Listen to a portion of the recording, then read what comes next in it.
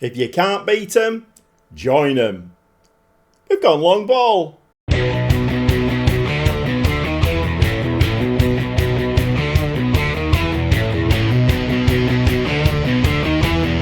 Welcome back to the Gobby Gaffer. It's part 10 and I'm managing Southport Football Club and we're in the Enterprise National League North. And in real life, when I started this save, they were rock bottom of the league. And of course, in fantasy land here, my job is to try and get them out of this league. Only one automatic promotion spot, but try and get them out of this league into the National League. And we're semi-professional. It's not an easy job. But yes, I think for the first time ever playing Football Manager, I've actually gone long ball. It's horrible. I hate it. But it's producing results. So after that last episode, I definitely had my head in my hands. I didn't really know which way to turn. A 1-1 draw against Darlington. And then we got beat at home by Peterborough Sports. And it was a bit of a low point. In fact, we'd actually got smashed by York as well. So we're on a little bit of a bad run, a mini bad run, if you will. And I thought, how are we going to combat this? So, to be honest, the only way in these lower leagues is to go long ball. And I hate doing it, but we have gone long ball. And we're chucking the ball forward to the big lads up front. And we're doing okay. And the other thing as well that I've done is I am very, very careful now. As soon as a game finishes, put some rest days in there. Or, if this is happening, it's happened another 2 times, waterlogged pitch. Our games have been cancelled. So you get a spell of about 12, 13 days where you don't play a game at all. And of course, what that does is your players are out of condition. But then you have a game to play and then another one 3 days later. So then your players are really tired. So what I've been doing, I've learned by my mistakes. I've been putting a friendly in there. And it seems to be working. So after that Peterborough Sports, we did have a waterlogged pitch. So I put a friendly in there. Ashton United, we won 2-0. And then a few days later, Bishop Stortford, they were bottom of the league at the time. Traditionally, we're not great against bottom of the league sides or relegation threatened teams. It was a 7-0 win. Yep, you heard it right. A 7-0 win.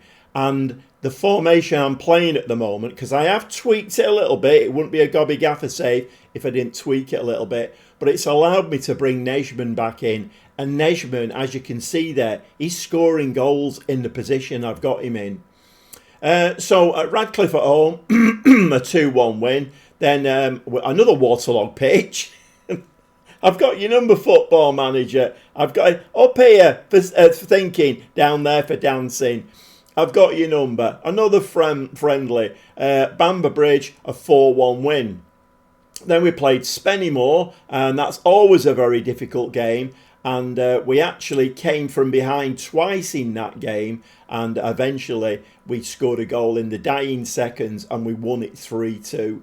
So Solihull Moors, another fairly difficult game at home, 2-1. That was quite a narrow win. We're not battering teams, I have to say, but we are getting the wins.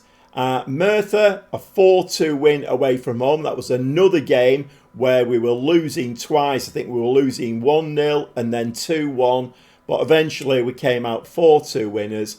And then Bedford, who I've always said, they've got our number, Bedford. Whatever position in the league we are. I think even if we get promoted and Bedford is still, in the National League North, they'll still have our number.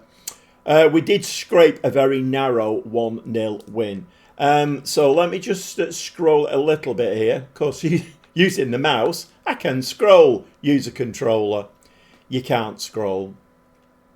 Okay, so 2 games today. I am going to play the Braintree game off camera because the 2 important games today are Kidderminster and Chester.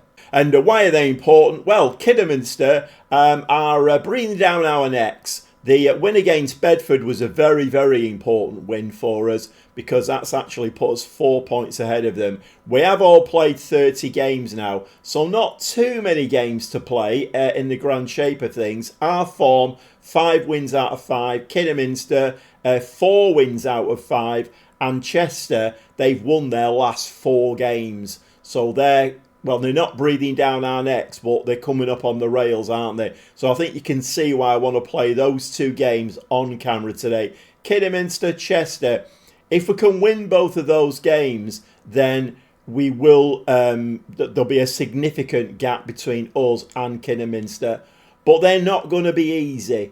And by the way, while we're here, Bedford, 15th place. Always got our number. I literally have no idea why. Okay, well, 2 home games now, so we do have a home advantage. Kidderminster and Chester, they'll both be very, very tough games, these. Even though we've been getting the shiny green dots, none of those games have been easy.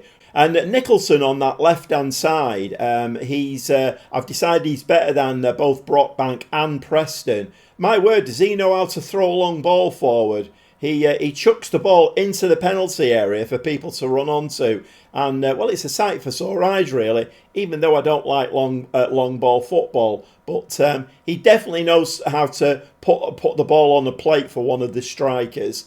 But, yeah, none of the games have been easy off camera. And I think today's games will be equally that.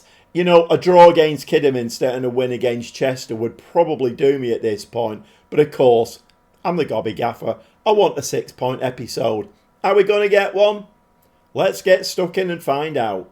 Okay, so we are playing a bit of a weird 4-2-2-2. I suppose it's a 4-2-4 really. And that's kind of what it's set up to be. But Nejman is going to play the attacking midfielder. And Mooney is doing the inside forward again.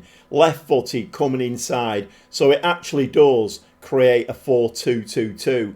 And lumping the ball up. We've got 4 players there. So Ponticelli's playing the target forward, and he's got 3 players around him. Of course, Pani can get up there as well as the box-to-box. So it does give us a lot of firepower lumping the ball forward. Out of possession, as you can see there, we just dropped Nejman and Mooney. And, well, hopefully that keeps us nice and tight and we can win the ball back. It's a Durnley in goal, back 4 of Nicholson, Hollis, Thornton and Pike. The 2 holding, Panic and Gallagher. We've got Nejman attacking midfielder, Mooney inside forward cutting in onto his left-hand side, and McGrath and Ponticelli up front. And one of the things I have noted is we do get a lot of penalties, and McGrath has a 100% record taking penalties. He's a bit of a superstar for us, McGrath, and he's coming to this team and doing a lot better than Ponticelli, who was leading goal scorer and our leading forward until McGrath joined. Well, Kidderminster really taking the game to us here. They're away from home, but they know how important this game is. Win for them here would take them 1 point behind us. But up to now, they've had 3 shots, all on target. We've not even left the dressing room yet.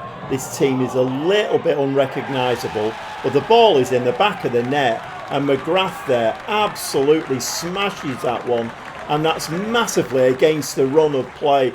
As I'm speaking there, lovely ball over there from Pike, Mooney, and his strike partner there, Ponticelli, puts him through. There's 3 defenders there just standing watching him, and McGrath smashes it past Dibble, the keeper, and it is 1-0 to Southport.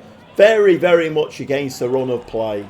Okay, we've really stepped it up now. 7 shots, 3 on target. We're very, very much matching Kidderminster now. That goal has done us the world of good. Pani there, a little ball off to Nicholson, into Nejman, a ball over the top. McGrath now, and he needs to slide that across. Ponticelli, it's in the back of the net. And Ponticelli, I was saying get it to him. He's our target forward, but this time he smashes it in the bottom corner with his left foot. And this was very nice football. The first, 15-20 minutes, we looked very, very disjointed and out of sorts. But Nejman there, little touch, Ponticelli puts it on a plate for him. We are winning 2-0. Just before half time now, another couple of minutes on the clock. Mooney swings the ball in. The ball's in the back of the net, and oh my word, have we come from behind here. I mean, not scoreline wise, not behind, but Kidderminster came out of the traps absolutely firing on all cylinders. They'd had 3 shots all on target, and they were taking us to the cleaners. I must admit, I did go to a positive mentality. That seemed to wake the lads up. We are going in at half time, and we're wiping the floor with Kidderminster here. I'm not quite sure what's going on, but what a turnaround in that first half. And of course, we are going to say we please. Not too much tiredness that I can see. Nicholson, Nicholson's played about 6 games now, and his match fitness is still not up to scratch. But maybe we might have to make a substitution there. Let's get into the second half and see if we can keep this 3-0 lead. Well, 55 minutes on the clock. Kidderminster trying to put a move together here, but our defensive shape looks very, very good. Ball swung into the box. Whoa, and it comes up. And Durnley there gets really lucky. I mean, that looked like it ran across the crossbar, hit the post, and bounced back into his arms. 58 minutes and a little bit of a shuffle around at the back. I am a little bit short of central defenders. So Brockbank has come on. He's not really a centre-back, but he's playing as a centre-back. Keane has come on. Both my centre-backs absolutely shattered, as is Pike. So Callender's come on there as well. So 3 changes, all in defence, and I have a full-back playing at centre-back. That can't go wrong, can it, surely? About 20 minutes of the game to go now, and I've made my last 2 substitutions. Tucker, who is a defensive midfielder, has come on at left full-back, and Tare has come on as the attacking midfielder. Yeah, my back 4 now has 2 players in there who are playing way out of position. So, but we are 3-0 ahead. Can we keep hold of it? Like I say, 20 minutes of the game to go. Kidderminster now from the throw, trying to get something moving for themselves. I kind of feel like if I was their manager, I would be absolutely fuming. The first 15-20 minutes of this game, they were well on top. And then we just stepped up the pace, scored 3 goals. And, well, they've really not been in it since. But maybe I shouldn't be saying things like that. Ball's headed out there. Is that a throw into us or a throw into them? It's actually a free kick. So, Callan now, you need to play this. Oh, I was going to say play it short, but we are playing long ball, aren't we? So who's always going to hoof it? Okay, ball headed there. Straight to a Kidderminster player. And I do feel like Kidderminster will score a goal in this game. Tucker there, and he's way out of position playing at fullback. And that ball was, I mean, he just didn't know what to do with that. Playing as a DM, playing as a fullback, and he just didn't know what to do with it. And he headed it, and that has created a goal. 15 minutes to go, and the Kidderminster have 1 back. Callan once again heads the ball. Straight to a red shirt. No foul there though. Gallagher does some great work. Ball over the top. No. Kidderminster. We're actually looking a little bit of a tired outfit now. We've got players playing out of position, as you can see there.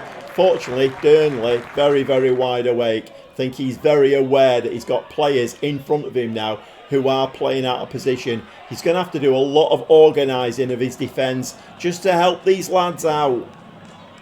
Big hoof out from their keeper. Can we get ahead on this? Yes, we can. Our headers out are absolutely useless at the moment. We're just heading the ball into dangerous territory, and Kidderminster have another goal back, and it is 3-2 now. Please tell me we're not going to give a 3-goal lead away. And this is tiredness. This is a back 4 who are not used to playing with each other, playing out of position. That was a bit terrible, but I can't really complain at the lads. They're filling in for me. 4 minutes of time added on. Can we hang on? Another header out, straight to a red shirt. Oh my word. We do pick the ball up. Tear. Right, just slow it down, lads. Slow it down. You don't need to bust a gut. Tear coming forward. Your ball's on your right hand side, mate. That's the one. Mooney into Ponticelli. Fires the shot and it's just over. So a little bit of light relief for us there. A bit of a counter-attack. And we're counting the minutes and the seconds down now. And we have come away with a very, very valuable 3-2 win. And, well, I have to say, I think we're a little bit lucky in that game. Playing people at the back. Playing out of position. Tucker is not a left fullback, but tired players, not a lot I can do. We are going to give the lads a delighted for that one. Well, that game looked less than nail-biting, didn't it? 3-0 up. We had our tails up. Unfortunately, I did have to make changes at the back. So, and players coming in who were playing out of position. So Kidderminster did come back, score those 2 goals. But the main thing is, it's the scoreline. 3-2 to us. We get the 3 points. Going to go and play a game off camera now, and then we'll be back for another very important game. They're all important games now, but Chester are up there with us, and they've got promotion plans of their own. Can we put a spanner in the works for their promotion push? Let's see whether we can do that. Well, the winning run continues, a 2-0 win over Braintree, but today's game is another important one. It's against Chester. Chester are in that playoff area. They've got designs of their own, so they will be fighting tooth and nail. Durnley in goal, back 4 of Nicholson, Hollis, Thornton and Pike, 2 holding Pannett and Gallagher. Naisman, who I've just given a new contract to. If you remember when I signed him, he's like 2-star with 5-star potential, Naisman. I signed him on £96 a week. It was a bit of a steal at the time. He has been having a bit of a moan. He wanted a better contract. Bedford came in for him and we're going to sign him on a free. So I jumped in there. He's on £240 a week, but he has committed his future to Southport. So Naisman's going to play that attacking midfielder role. Mooney drifting in off the right-hand side with McGrath and Ponticelli up front. Well, we are getting to that point now in the season where you're starting to think about how many points we would need to win this league. And it's very, very difficult, like I've said, just that one automatic promotion spot. Pike with a shot there just over the bar. But yeah, we're starting to look, I'm just starting to have 1 or 2 little thoughts about it. Maybe a bit dangerous, but, you know, we don't want to become complacent. Okay, Chester with the ball now. Playing the ball around that right-hand side there. And the ball is played to Hobden. Hobden now is going to put the ball in the box. That's looped in. The ball's in the back of the net. Tom Pears there on 4 minutes and 25 seconds. And it gets Chester into the lead. And I did say this was going to be a tough game because Chester are looking for one of those playoff spots themselves. I don't think they've got what it takes to get promoted. But one of them playoff spots, they are looking for it. So once again, we have started this game very, very slowly indeed.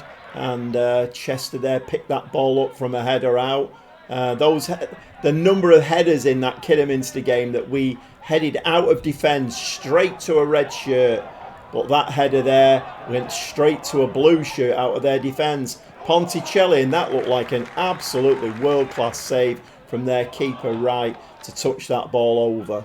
Well, we're coming up to the 20-minute mark now, and for 15-20 minutes against Kidderminster, we weren't great. They'd had the 3 shots and all on target, but then I did step it up a little bit. I stepped up to like positive attacking, and then we did start waking up, and I've done that in this game. So Durnley now is going to hoof this ball forward. Very, very alien to me, this, because that's generally what happens. You hoof the ball forward and the ball generally comes straight back at you. But fortunately, we have won the ball back. Right, Durnley, what's he going to do with this? I fear he's going to do the same again. He's hoofed it once again, and the ball is nicely headed there from the Chester players. One blue shirt to another blue shirt to another blue shirt. Very, very nice indeed. I mean, we couldn't find a yellow shirt against Kidderminster, could we? When we were heading that ball out from defence, it went to a red shirt, to a red shirt, to a red shirt.